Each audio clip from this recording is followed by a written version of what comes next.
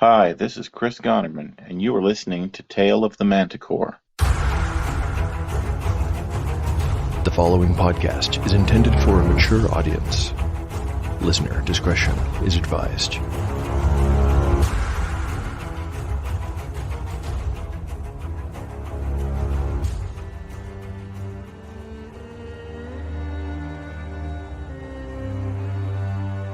Welcome back to Tale of the Manticore, Season 2. Like the creature from which it takes its name, Tale of the Manticore is a mashup, a crossbreeding between two different species of storytelling. Here you will find the unpredictability of old-school RPG paper and dice games with the storycraft of a dark fantasy novel. No character is sacred, and no character will be spared if the dice decide their fate is at hand. According to lore, the tail of a manticore is barbed with cruel iron spikes. There will be much pain in the days ahead.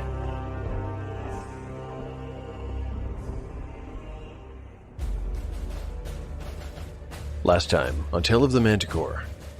In Chapter 22, the PCs complete their mission to assassinate Bellic, and what a resounding success it is, too. Not only do they achieve a flawless victory, but the dice gods favor them even after the combat is over. It turns out that despite their unlicensed proactivity, the Lord Rabbit is pleased with their initiative. Actually, pleased is an understatement. The Alderman considers the elimination of Captain Bellic to be such a triumph that he gifts the companions with a valuable magical item, a special pair of gloves that once belonged to another church member. Finally, Lord Rabbit tells Yellowfly that a member of the church wants to meet with him. He believes a promotion might be in the man's near future. The episode ends with that meeting, which occurs at a little fishing grotto just west of Silmoral. It turns out that the person interested in speaking with Yellowfly is not there to offer him a promotion. In fact, it isn't even a church member, or at least it's not the kind they expected. It is Sister Eriness, the High Priestess of the Church of the Sacred Flame.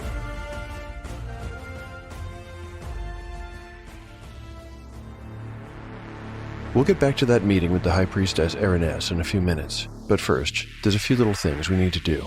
Let's begin with the Lord Rabbit's gift. It's a pair of Gauntlets of Dexterity. I found this item in the AD&D 2nd Edition Dungeon Master's Guide, if you're interested in reading the full description. But, in short, here's what they do. The gloves increase overall dexterity by 1 to 4 points, depending on the wearer's natural score. The higher the dex score to begin with, the smaller the improvement. There's a second power, too. Wearing the gloves enables a non-thief character to pick pockets or open locks as if they were a 4th level thief. This is how the Lord Rabbit used them throughout most of his career, by the way, and they are a part of the reason for his success in the Church Thieves Guild. If the gloves are worn by someone who is actually of the thief class, they increase these two abilities by 10%. After a little consideration, and I do realize this might drive min-maxers crazy, I thought that the gloves would be best used by Shawnee. They'll take her dexterity score from a 16 to a 17, which will not actually provide any additional bonus. But I'm thinking of those 2 skill increases and Shawnee's long game, and, of course, what makes sense for the story. Okay, with that decision made, we're on to the last item, Catsbane's level up. Neither the young mage nor Shawnee participated directly in the last episode, but the whole party shared in the risk when I rolled for Lord Rabbit's reaction check, and that could have had serious consequences if I'd rolled badly, so I'm allowing the XP credit this time. Alright. Today, Catsbane reaches level 3, and you know what that means, right? He gets a 2nd level spell. I'll save that for last. Let's start with stat increase checks. Here goes. Rolling a d6 and looking for a 6 as I try for Strength. I've got a 4. Intelligence. A 2. Wisdom. A 5. Close. Dexterity. A 3. Uh-oh, I'm starting to lose my natural optimism. Constitution. A 1. Charisma, last chance. A 2. Yeah, somehow, I kinda knew it. Well, hopefully we'll make it up with new hit points. Catsbane has just 6 of them currently, adding a d4. Ah, dang it, I got a 2. He goes up to an 8, that's not great. Well, the last roll might just save all. There are 12 listings in the basic rules for 2nd level magic user spells. There are no bad spells on the list, but to keep things interesting for folks who have listened to Season 1, if the die indicates a spell that a previous PC has had, I'll create a special expansion table and borrow from the advanced D&D rules. Here's the roll. A 9. What's that? Oh, okay. I think I like this. Catsbane has learned the spell Mirror Image. The spell creates 1 to 4 false images of the caster, and each image can essentially soak up a single hit. It's a powerful protection spell, really, and to be honest, Catsbane needs it. I wonder how he learned this new spell. Did it just pop into his mind? I'm going to say that, flush with confidence from their victory over Belloc, Catsbane demanded a final boon from the extraplanar creature he gets his other powers from. And this feels a little bit creatively lazy, so going forward, I'll come up with a new way for Catsbane to learn new spells, in a way that makes good narrative sense. Funny, in a game it wouldn't bother me, but since this podcast is also partly a dark fantasy fiction, I think it is best that I try to come up with a logical rationale. I've got something in mind, but, well, we'll just see where this story goes. Chapter 23, Part 1, Day 70, Afternoon. Party status: Yellowfly, 19 of 19 hit points. Cole, 18 of 18. Shawnee, 13 of 13. Catsbane, 8 of 8. Spells available: Catsbane has memorized Read Languages and Magic Missile. You're saying he stole this holy symbol from you? Asked Shawnee, confused. Sister Eriness shook her head. Not exactly. He confiscated it. I think he could tell it was important and valuable, and thought it potential leverage over me or the Church of the Sacred Flame. How could he do that? I'm not sure. Perhaps he wasn't either. But I believe the man had an intuition for this sort of thing.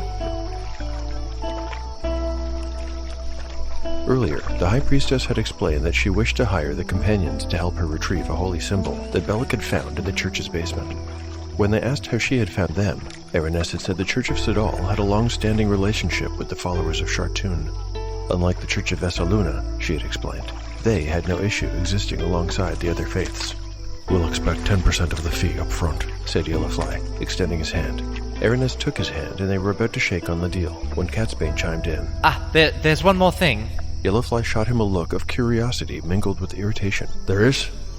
And what would that be? He asked.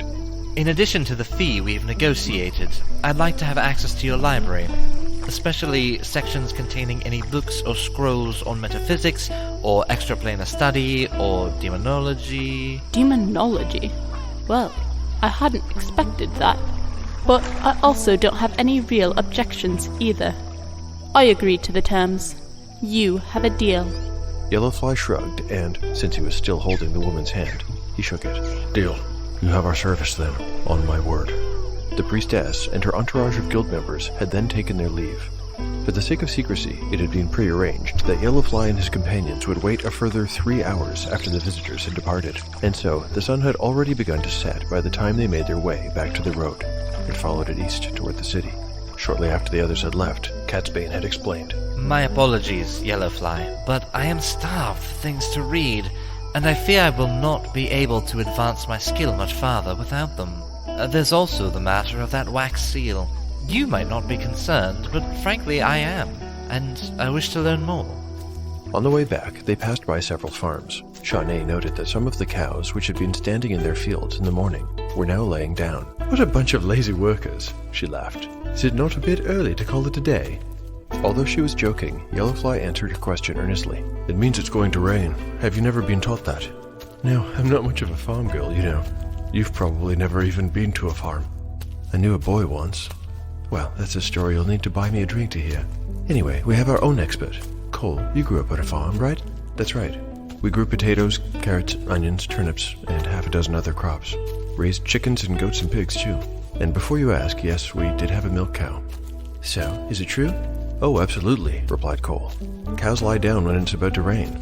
And when it's going to be sunny, or hot, or snow, or windy. It's just a folktale, Fly. Where'd you hear that old road apple of wisdom, anyway? I always thought that was true. Although the two men chuckled and smiled good-naturedly at each other, someone who knew Cole very well would have noticed that something was bothering him. If Tamlin had been there, he would have seen it.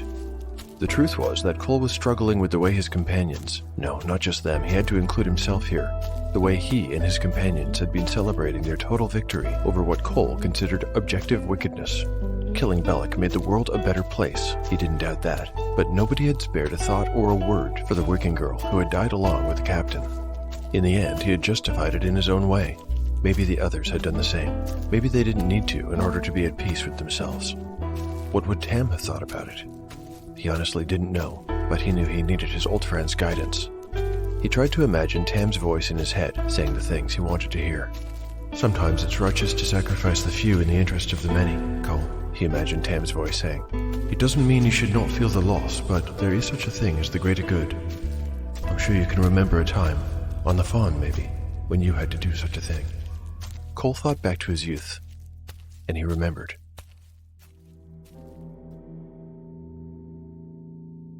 Dramatis Personae. Cole.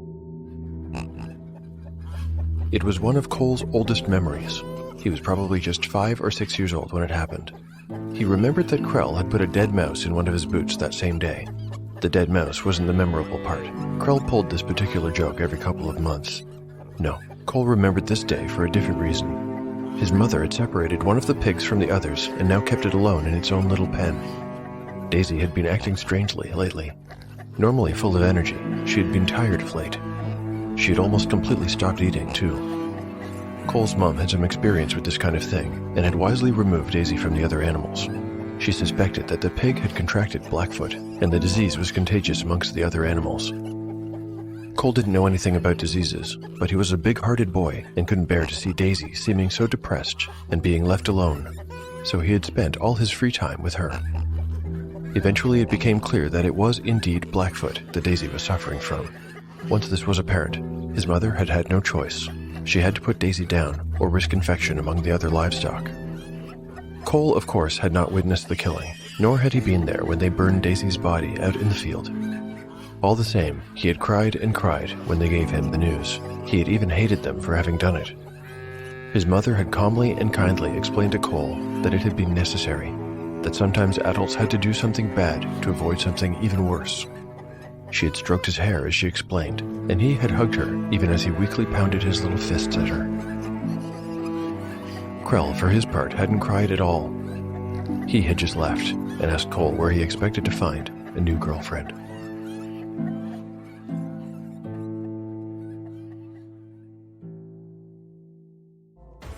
I'd like you to join me on a journey into danger and mystery. Are you looking for an action and intrigue-packed solo RPG podcast? One that tells a compelling story and then pulls back the curtain. The Lone Adventurer is split 50-50. Half is a dramatic audiobook-style story set in a dark fantasy magitech world, and half is a step-by-step guide. A guide to how the drama has been created, how solo RPGs work, and how you can create solo adventures of your own. M. Guns gave this review. I have listened to a few different iterations of fantasy storytelling, and this one rates at the top along with Me, Myself and I. And Mr. Pizzle had this to say, Carl has really knocked it out of the park with this one. Amazing production and pulls you into the story right off the bat. You can find The Lone Adventurer on the podcatcher of your choice, on YouTube or at theloneadventurer.podbean.com. The adventure is just getting started. I hope you'll join me. Chapter 23, Part 2, Day 98, Evening. Party status. The party's status is unchanged, with the exception of Catsbane, who has memorized Mirror Image, in addition to his usual other 2 spells. Things did not progress quickly. Sister Erinessa's plan was slow, both by design and by necessity, and the winter season had truly begun by the time she was ready to act.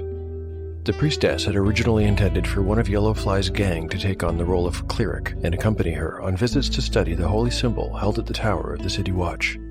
After the chaos surrounding Bellic's death mellowed, she hoped she would be granted permission to do so. Of course, she was hoping to do more than just that. The symbol was the property of the Church of the Sacred Flame, as far as she was concerned. When selecting which of Yellowfly's group to wear the cleric's disguise, Eriness chose Shawnee. Truth be told, Shawnee wasn't her first choice. Catsbane would have made a more believable priest, but he was still technically wanted by the authorities. Walking into Carrick's lab in disguise was one thing. Entering the tower of the City Watch a month after the assassination of its captain was something else.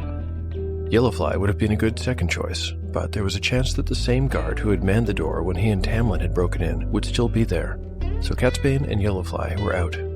Cole's accent didn't preclude him from being a good candidate, but his physique did. Cole was just a little too brawny to make for a convincing man of the cloth, so it would have to be Shawnee. Her specific skill set, Araness acknowledged, made up for her shortcomings. Catsbane's stipulation that he be allowed access to their libraries forced Araness to change her plan a bit. Originally, she had only wanted one of Yellowfly's people living among the clerics in the church's dormitories, but in the end she gave up and permitted Catsbane to also take on the guise of a newly sworn initiate. This left Yellowfly and Cole on the outside. Their job would be to provide any external help that was needed, and to provide covert security on the days Araness visited the tower. It was understood that there were threats coming from both within and without the city guard. Over 3 weeks, Catsbane and Shawnee adopted a kind of routine. Each day they would attend morning hymns, then study scripture with the other initiates, an activity that Shawnee, being illiterate, hated. Then they would have several hours of duties. Shawnee swept floors and washed clothes. Catsbane helped in the kitchen. In the evenings they were permitted time for private meditation and prayer or reading. Catsbane always hurried off to study in the libraries. Shawnee counted the tedious minutes until they were allowed to go to bed. Once per week, the two of them accompanied Araness to the tower of the City Watch. 2 other clerics went with them. These were Eckhart, Master of Scrolls, and Terragrim, the Wise. Both were stodgy clerics of middle rank and advanced years. The 2 men had complementary expertise on subjects ranging from history to scripture, philosophy, and divine magic. On these visits, the instructions were simple. Observe, observe, observe. Remain silent and do nothing unless told to by Araness herself. Clerics of Sidal had a certain way of behaving and speaking, and after just a few weeks of living among the priests, Catsbane and Shawnee would not have truly adapted to their ways. It had been 5 days since their last visit to the tower, and Araness's plan was that the next one would be their last. A thin layer of snow covered the city now. The first dusting had come just a few days ago. Along with it had come an announcement by King Culfrey of a new head tax. It was no secret that the royal coffers had been substantially drained in an effort to rebuild the city's armory. Since Bellic's death, soldiers could often be seen mixed in among the regular patrols of guards. A number of them wore cheap quilted armor under their heavy winter cloaks instead of the usual mail hauberks. The public had not accepted this new tax with grace. Building walls now showed graffiti that decried Culfrey's new tax on snow. Commoners griped openly in the streets and taverns. On this particular evening, Catsbane was visiting one of the many small libraries on the second floor, as was his habit. He hadn't seen much of Shawnee, but he knew that his friend was not doing well. On the few brief occasions that they had managed to speak, she had only wanted to complain about the tedium. She described her dormitory mates as the dullest women alive or dead on all Marith. Catsbane was not avoiding Shawnee. He would have been pleased to keep her company, but they were playing strangers. It would not benefit their disguise if the other priests saw them interacting regularly. So, hoping she could endure a little longer, Catsbane went about his business alone. This evening he was returning to a collection of books he had found on abyssal symbolism. A gust of icy air struck him as he opened the door to the reading room, and there was movement from the inside near the back. A pair of clerics had been studying together, or so it appeared. They were sitting very close to each other. At the sound of the door, one of them got up and crossed the room, brushing past Catsbane and into the hallway beyond without looking up. Despite the room's low temperature, Catsbane noticed beads of perspiration on the cleric's brow as he hurried by. The other, still seated, continued to page slowly through a fat tome in front of her. As Catsbane entered, she raised her eyes. He was immediately struck by how beautiful they were. They were large and brown, and they shone, reflecting the light from her candle. The young woman was dressed as he was, in the garb of a novice. She favored him with a modest little smile. Catsbane did not smile back, but cleared his throat and nodded a curt greeting to her instead. Unfazed, she moistened her lips and smiled again. The window she sat by was open. That was the reason it was so cold in here, and, somehow distracted by the novice's lovely face, he had not noticed that a crow was perched on the sill. It was just by her shoulder. Catsbane wondered why she had not closed the shutters. Well, some people just aren't bothered by the cold, he thought. As he turned to go and collect some books, the crow cawed, making him look again. Then it flew off into the night. Catsbane would find himself unable to concentrate all that evening, but it was not the novice's pretty face that beleaguered his thoughts and upset his concentration. It was the crow. He usually trusted his memory. He had an excellent one. But on this occasion, he doubted. He would have sworn that the crow had light blue eyes. But that couldn't be. That was impossible.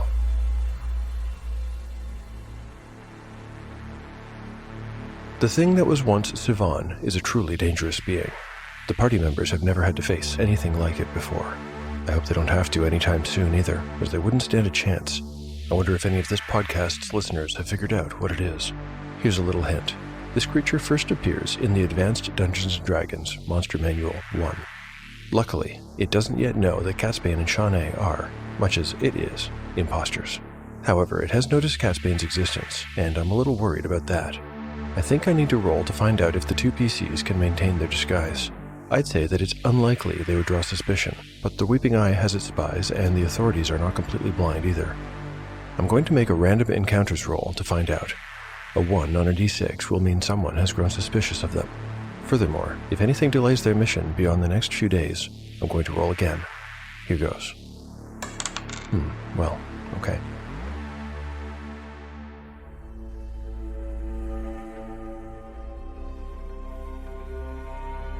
Chapter 23. Part 3. Day 98. Evening. While Catsbane tried to keep his attention on his research, and while Shawnee paced the cloister, wishing the time away, King Culfrey was making his way down to the dungeon. He hadn't been there in weeks, and found that, as he passed by the grimy walls with their crude basket sconces and flaming brands. He had missed the place. In his left hand, Culfrey held a tankard of strong dark ale.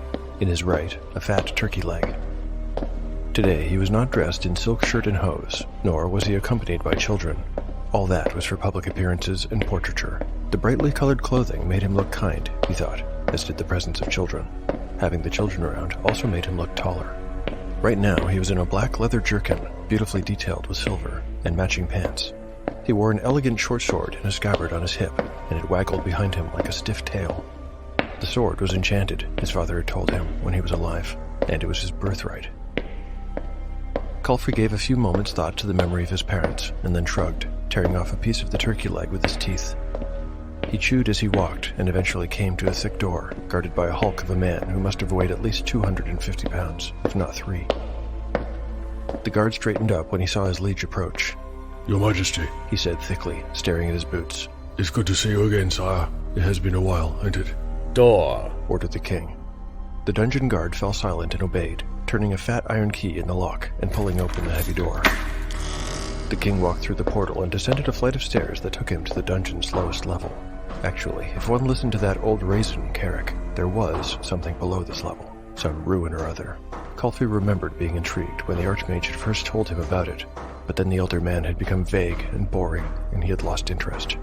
Culfrey waited until he had fully descended and was on even ground before he raised his tankard to his lips to wash down the meat. This floor of the dungeon was something of a labyrinth, but he could have negotiated it with his eyes closed. Straight for a few minutes, then a left, then a right, straight ahead, and there was the destination, a door of oak reinforced with iron bands. The door had no lock and opened inward with a groan. It was complete black darkness within, so Culfrey set down his ale and availed himself of one of the torches in the hall before stepping through the door. Inside was a small square room, featureless save for a pair of empty sconces and a small arched tunnel set in the wall on the far side. The tunnel was so little and low, it would have been difficult even to crawl through on hands and knees. Culfrey stuck his brand into one of the empty sconces and then retrieved his tankard. He waited for a few moments. When nothing happened, he sighed in frustration and looked about for something to throw down the little tunnel. He found no projectiles, but after a moment he heard a scraping sound coming from within. He smiled to himself, thinking he really needed to come down here more often. Biting off another mouthful of turkey meat, he chewed as he waited. He smelled it before he saw it, a withered and naked figure, scored across the back from whipping, filthy, bruised, and covered in both scabs and open sores. It barely looked human, but it was a man, one of those prisoners who had escaped the third day of blood and justice, only to be recaptured by Belloc. Belloc. The man had disappointed him in the end. It was hard to find reliable help, and that was the truth of it. The prisoner crawled halfway out of the tunnel before he could go no further. Culfrey knew that he was chained by both ankles to a ring set into the wall deeper inside the oubliette. The man looked up at Culfrey, blinking hard and squinting against the light of the torch. Water.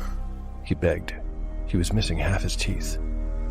Culfrey ignored this request, but was reminded to take a gulp of ale for himself. Sighing with satisfaction, he addressed the prisoner. You know, the Nepulix can barely add half to make one. But by Vessaluna, they can brew a good ale.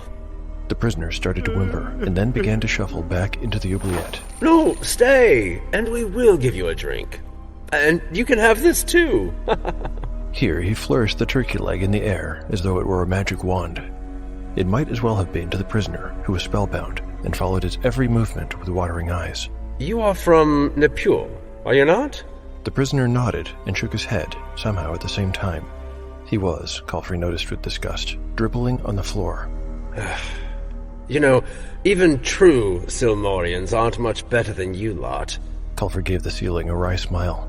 They complain about the taxes. Oh yes, I know how they complain behind our back. But they are perfectly happy to enjoy the safety of our city walls. Culfrey started pacing back and forth in front of his audience of one. The old man's eyes never left the food. Culfrey had a dog once who would do that. I'm afraid we have been too lax of late, and our merciful nature has been taken advantage of. He stopped pacing. The prisoner no longer amused him, and now Culfrey found him repulsive. Do you wonder at our visit? Do you suppose we came to bring you food and drink? No. Our new captain of the guard says you are ready to speak. Well then, speak! The old man did not speak, but instead began to whimper and beg even more desperately. Culfrey normally enjoyed watching people grovel at his feet, but when the mood was gone, it was gone. He sneered. Nothing to say then? No? Cat got your tongue? Then you shall have nothing from us either. And with that, Culfrey left the room, taking his food and drink with him, and listening to the sobs of the old man decay and fade away as he walked back through the dungeon halls.